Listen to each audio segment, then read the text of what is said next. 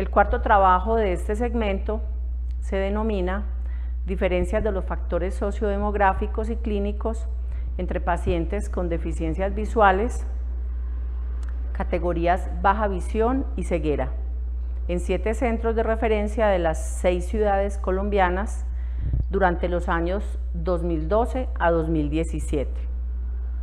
Y está a cargo de un grupo de investigadores de la Universidad Pontificia Bolivariana.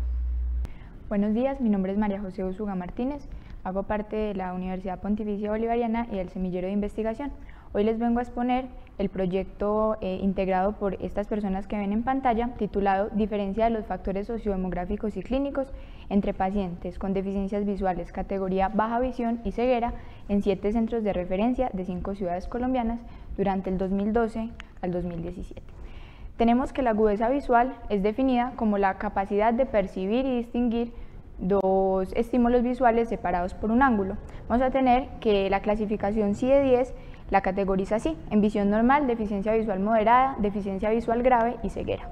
Como epidemiología vamos a tener que alrededor de 285 millones de personas alrededor del mundo sufren de discapacidad visual y que esto representa entre un 25 a 30% de la carga de discapacidad visual global.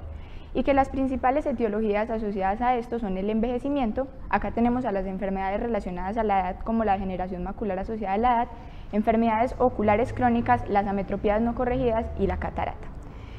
Al hacer una revisión en la literatura, encontramos que a nivel mundial hay bastante datos estadísticos, pero en Colombia hace falta una descripción más objetiva de qué pasa en cada grupo de edad respecto a discapacidad visual y factores asociados a esto. Por esto el objetivo general de este proyecto fue determinar si existen diferencias entre los factores sociodemográficos y clínicos entre pacientes con deficiencias visuales clasificadas como baja visión y ceguera que asisten a 7 centros de referencia de 5 ciudades entre los años antes mencionados. Para esto se planteó un estudio analítico de corte transversal multicéntrico. Se usó como base una base de datos de una investigación previa que ya ha arrojado bastantes resultados descriptivos que han sido expuestos en anteriores congresos académicos y además han servido de base para crear la primera guía de práctica clínica para pacientes con discapacidad visual. Tras esto, se pasó todo esto a una base de Excel, se hizo un análisis descriptivo y posteriormente se hizo un análisis bivariado de las variables. Entonces se encontró y se expresaron las variables cualitativas a través de frecuencias absolutas y relativas y las variables cuantitativas a través de media acompañada de desviación estándar y de mediana pues del rango intercuartílico según su distribución. Todo esto se analizó, se dividió en variables sociodemográficas y clínicas y finalmente es un estudio sin riesgo según la legislación nacional vigente. Como resultados se encontró que la edad era un factor importante y esto va en torno a lo que ha dicho la literatura. Se encontró que en los mayores de 60 años hay una mayor carga de discapacidad y se encontraron como diagnósticos principales más frecuentes la degeneración macular asociada a la edad y el glaucoma. Por otro lado, se encontró diferencias significativas en la edad del diagnóstico y la edad de inicio de los síntomas en los extremos de la vida. Entonces encontramos diferencias en pacientes menores de 1 año y pacientes mayores a 50 años. Por otro lado, tenemos las comorbilidades no oftalmológicas, quienes mostraron diferencias significativas, principalmente fueron las comorbilidades neurológicas, las endocrinas, las infecciosas y la hipertensión arterial. Y como ubicación anatómica del daño más común se encontró que el segmento posterior era más afectado tanto en baja visión como en ceguera. Como conclusión importante se ha llegado a que es de vital importancia para los médicos de hoy reconocer los factores tanto modificables como no modificables para evitar la progresión de baja visión a ceguera. Como no modificables hemos encontrado hasta ahora las comorbilidades no oftalmológicas antes mencionadas y los programas terapéuticos actuales como la rehabilitación óptica. Y como no modificables el envejecimiento. Muchas gracias. El quinto trabajo de este segmento se denomina factores relacionados con la adherencia al tratamiento de pacientes con diabetes mellitus tipo 2 y está a cargo de un grupo de investigadores de la Corporación Universitaria Remington. Buenos días, mi nombre es Paola Montes, médica general egresada de la Corporación Universitaria Remington y les voy a hablar sobre mi trabajo de grado, factores relacionados con la adherencia al tratamiento de pacientes con diabetes mellitus tipo 2. Como bien sabemos, las enfermedades crónicas son las principales causas de muerte a nivel mundial y un problema de salud pública. Dentro de estas está la diabetes mellitus, una enfermedad caracterizada por una hiperglicemia sostenida. Contamos con cifras del 2019 que se estimaba que había 463 millones de personas que padecían esta enfermedad y se estima un incremento del 51% para el año 2045. En nuestro país, Colombia, la prevalencia oscila entre 7.1 y 8.5, con una tasa de mortalidad de 14.3 por cada 100.000 habitantes. Debido a que con los pacientes diabéticos tenemos que evaluar su nivel de conocimientos y qué tan adherentes son al tratamiento, buscamos identificar los factores relacionados con la adherencia al tratamiento en pacientes con diabetes mellitus tipo 2 del Hospital San Vicente de Paúl de Barbosa. Este fue un estudio descriptivo de corte transversal con componente analítico donde la variable dependiente fue la adherencia al programa durante el periodo de mayo a agosto de 2018. La recolección de los datos se hizo mediante las historias clínicas y la realización del cuestionario de KQ24 y el test de Morisky-Green, y el análisis mediante estadística descriptiva usando Excel 2013 y el software RS Studio 1.1. El test de Morisky-Green constaba de 4 preguntas para evaluar la adherencia al tratamiento y se consideraba que el paciente era adherente al mismo si contestaba bien las 4 preguntas.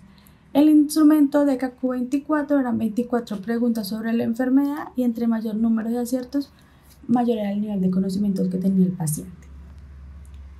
El análisis de las variables cualitativas se midió en frecuencias absolutas y relativas. Las variables cuantitativas se analizó según el tipo de distribución. Si la distribución era normal, se usaba media y desviación estándar. Si la distribución no era normal, se usaba mediana y rangos intercuartílicos. Para medir la relación entre variables independientes y la variable dependiente, se hizo de la siguiente manera. Las variables cuantitativas de distribución no normal se usó la prueba Ullmann-Whitney, pero si las variables eran cualitativas, se usó el test estadístico de chi cuadrado de Pearson.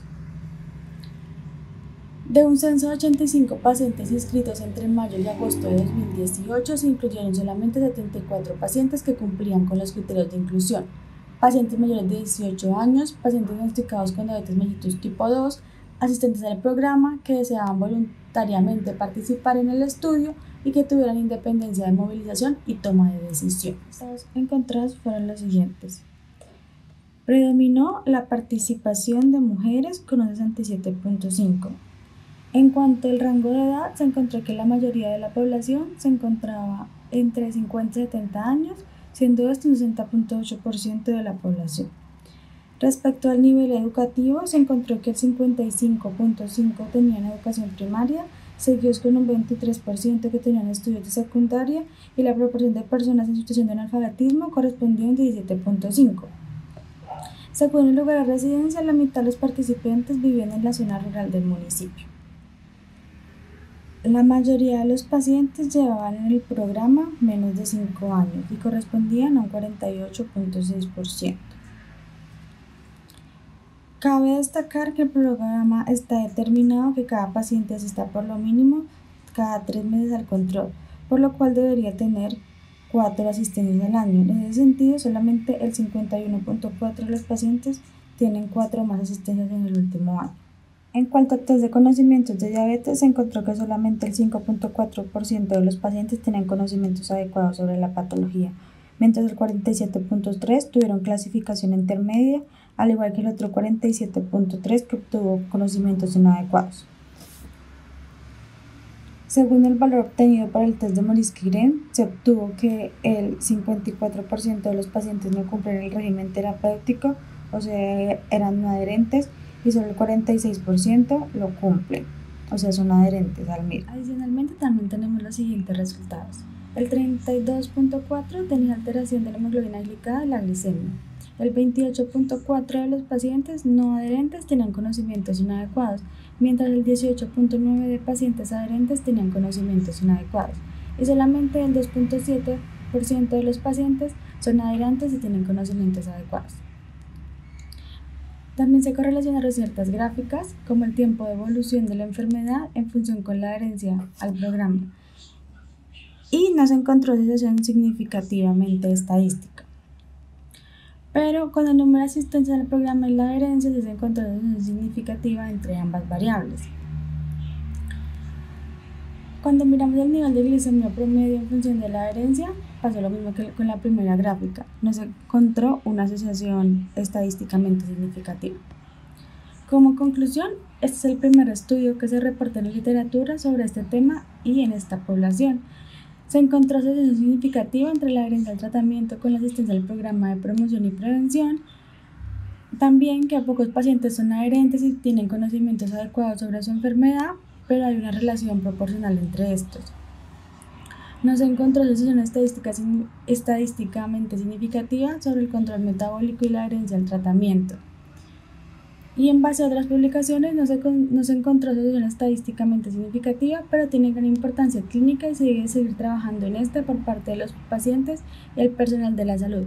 El objetivo terapéutico de los pacientes diabéticos consiste en mantener al paciente bajo las mejores condiciones. El conocimiento sobre la enfermedad impacta en la calidad de vida, lo cual contribuye a disminuir la aparición de complicaciones a corto y largo plazo. Para estudios futuros se deben diseñar enfocados a mirar el impacto de las condiciones económicas de los pacientes y su adherencia o no al programa, junto con las complicaciones crónicas y la mortalidad. Muchas gracias. El sexto trabajo de este segmento se denomina Caracterización clínica y microbiológica de las infecciones en el primer año de trasplante pulmonar en un centro de referencia en Colombia entre 2007 y 2019. Y está a cargo de un grupo de investigadores de la Universidad Pontificia Bolivariana. Buenas tardes, mi nombre es David Gaviria, soy estudiante de 10º semestre de la Universidad Pontificia Bolivariana y hoy les vengo a presentar el proyecto de investigación que realicé junto con mis compañeros y profesores de la universidad, titulado Caracterización clínica y microbiológica de las infecciones en el primer año de trasplante pulmonar en un centro de referencia en Colombia, entre los años 2007 y 2019. Para empezar, hacemos una pequeña introducción sobre las infecciones de pulmón en los pacientes trasplantados, las cuales son muy comunes y son muy ligadas a distintos factores, los cuales son el impacto del microbioma respiratorio, la exposición del injerto al medio ambiente, las comorbilidades que pueden tener estos pacientes que los hacen susceptibles de infección, el régimen inmunosupresor que se les dan a estos pacientes y por último, a los pacientes trasplantados que cursan con alguna infección pueden estar más susceptibles a riesgo de rechazo y en un peor escenario a muerte. Se tiene que en el primer año la incidencia de infecciones en los trasplantados de pulmón va hasta más del 70%. Basados en esto, el objetivo general de nuestro proyecto es identificar las características clínicas, microbiológicas y de evolución de las infecciones en el primer año después del trasplante de pulmón en la Clínica Cardiovid de Medellín entre el 2007 y el 2019. Nuestro estudio es descriptivo, longitudinal y retrospectivo. Se tomaron 97 historias clínicas de pacientes, se les aplicó los criterios de inclusión-exclusión y al final quedamos con una muestra de 76 pacientes. Se realizó un formulario digital donde se ingresaron los datos de las historias clínicas, en donde consignábamos características clínicas, sociodemográficas, infecciosas con su componente microbiológico y de supervivencia. Las definiciones de las infecciones estaban en el Instituto de Trasplante de Pulmón y Corazón. Y por último, el seguimiento al año se dividió en 3 periodos. El primer periodo en el primer mes, el segundo periodo de los meses 2 a 6 y el tercer periodo de los meses 7 a 12. Con los resultados tenemos que la edad mediana de los pacientes era de 51 años, el 52% de los pacientes eran masculinos, respecto al tipo de trasplante era bilateral en su mayoría y en su mayoría fue primer trasplante. El motivo de trasplante más frecuente fue el EPOC, seguido de la fibrosis pulmonar, y las comorbilidades más frecuentemente encontradas fueron la hipertensión arterial, la falla cardíaca y la diabetes mellitus. En cuanto a la incidencia de infecciones por periodos, tenemos que en el primer periodo la incidencia fue de 56%, con un tercio de los pacientes teniendo más de 2 infecciones. En el segundo periodo la incidencia fue del 57%, con la mitad de los pacientes teniendo 2 o más infecciones, y en el tercer periodo la incidencia fue del 42%, con un tercio de los pacientes teniendo más de 2 infecciones. En total, en el primer año la incidencia de infecciones fue de un 84%. La frecuencia de infecciones La más frecuentemente encontrada fue la neumonía en un 45%, seguida de la infección urinaria y de la infección respiratoria alta. Y en cuanto a los patógenos más encontrados, fue la Pseudomonas aeruginosa, seguida de la Escherichia coli y el citomegalovirus. Cabe recordar que los patógenos bacterianos fueron los más encontrados en las infecciones. En cuanto a la mortalidad, de los 76 pacientes murieron 25, de estos cuales el 17 fueron asociadas a infección. Entonces la mortalidad asociada a infección fue de un 68%. Por último, para concluir, el perfil de los pacientes infectados en nuestro medio difiere del encontrado en la literatura previamente, lo que da un gran componente de morbimortalidad en el primer año post-trasplante.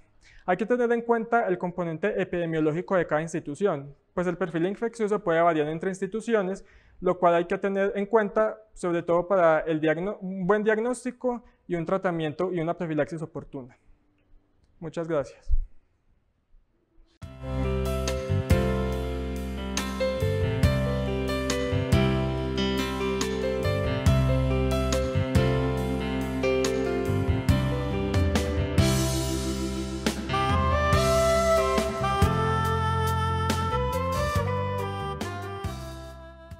Hoy, gracias a nuestros equipos de respuesta inmediata, hemos visitado 124 municipios antioqueños, realizando 2.498 gestiones en salud. Para esta gestión, se cuenta con 4 epidemiólogos de campo, 9 enfermeros regionales, 28 epidemiólogos voluntarios docentes del CES, los cuales se están desplazando a los municipios, realizando acompañamiento a los alcaldes, directores locales de salud y gerentes de las instituciones prestadoras de servicios de salud para fortalecer de esta manera la gestión y comunicación del riesgo, asesoría y asistencia técnica a los equipos ERI municipales, así como la socialización de los protocolos de prevención y autocuidado a los habitantes del territorio.